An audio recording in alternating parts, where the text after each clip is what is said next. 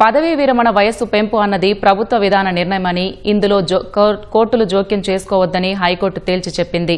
అంతేకాకుండా ఒకే రకమైన పని చేస్తున్నామంటూ ఇతరులతో పాటు సమాన హక్కులు కోరజాలరని తేల్చి చెప్పింది. ఉన్నత విద్యామండలి పరిధిలోని యూనివర్సిటీల ప్రొఫెసర్లకు పదవీ విరమణ వయస్సును 60 నుంచి 65 ఏళ్లకు పెంచుతూ గతేడాది జీవో జారీ చేశారు. ఆ జీవోను తమకు వర్తింపజేయాలంటూ జయశంకర్ తెలంగాణ రాష్ట్ర వ్యవసాయ university, PV Narasimha Rao Telangana veterinary university, Konda Lakshmana Rao Bapuji Telangana horticulture యూనివర్సిటీలకు చెందిన బోధనా సిబ్బంది హైకోర్టులో వేర్వేరుగా దాఖలు చేసిన 13 పిటిషన్లపై జస్టిస్ కె శరత్ విచారణ చేపట్టి తీర్పు వెలువరించారు. ప్రతి ఉద్యోగానికి ఒక ప్రత్యేక నిబంధనలు పరిధిలో ఉంటాయి.